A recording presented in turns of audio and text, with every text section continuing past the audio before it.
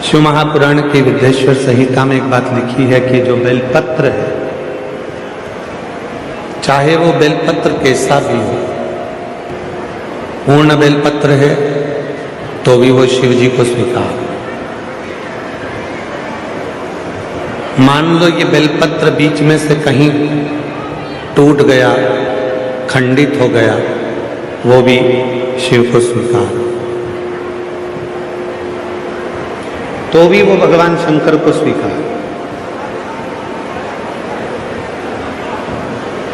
विद्येश्वर संहिता शिव महापुराण की कहती है कि मान लो बेलपत्र पूर्ण है तो भी शिव को स्वीकार है, बेलपत्र बीच में से खंडित हो गया वो भी शिव को स्वीकार है, बेलपत्र की एक पत्र टूटकर अलग हो गई और वो पत्र यदि आपको मिल गया है और तो भी आप उन तीनों को चढ़ा रहे हो तो भी वो स्वीकार, तो भी वो स्वीकार।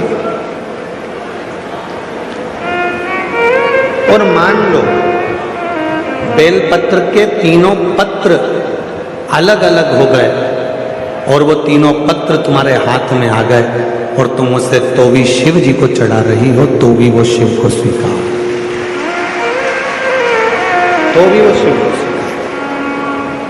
अच्छा बुरा जैसा भी है तुम शिव को समर्पित कर। अच्छी सोच, बुरी सोच, अच्छी बुद्धि, बुरी बुद्धि, अच्छा चित्त, बुरा चित्त, अच्छा मन, बुरा मन, जो भी है हम सब शिव को वही समर्पित कर।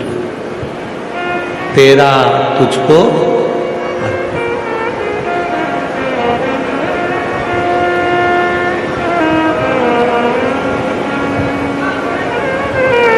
तेरा तुझको अर्पण। ये पत्र चाहे इनके 1000 टुकड़े हो जाएं, ये बेलपत्र चाहे इसके हजारों हजार टुकड़े हो जाएं तो भी वो शिव को स्वीकार। उसी तरह जैसे शंकर भगवान का शिवलिंग होता है,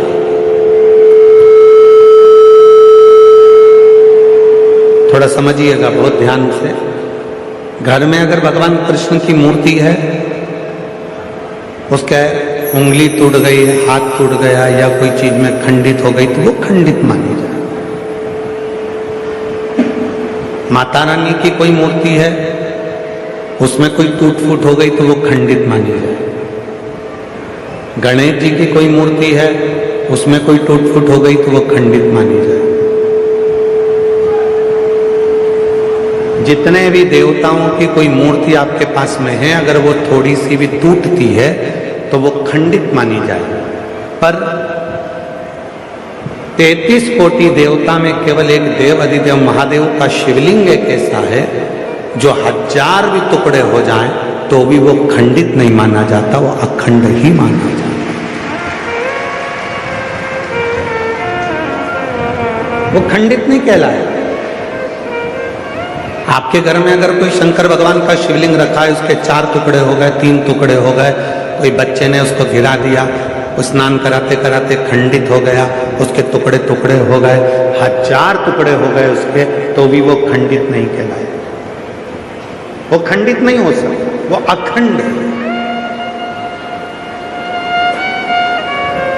शिवलिंग कभी खंडित नहीं माना जाए, उसको अखंड माना जाए। उसी तरह आपको बताया अभी हाल कि ये बेलपत्र का एक पत्ता, ये दूसरा पत्ता, ये बेलपत्र का तीसरा पत्ता, ये तीनों पत्ते मान लो टूट गए, अलग अलग हो गए, आप चढ़ाने के लिए लेकर गए थे और ये पत्ते टूट कर अलग अलग हो गए, तो भी यदि आप इन तीनों पत्तों को एक साथ रखकर भी शिव को चढ़ा रहे हो तो भी वो अखंड ही माना जाएगा। वो खंडित नहीं, उसमें खंडता नहीं है। अच्छा है शिव का, बुरा है शिव का। मात पिता तुम शरण गाऊं मैं किसकी, स्वामी शरण गाऊं मैं किसकी।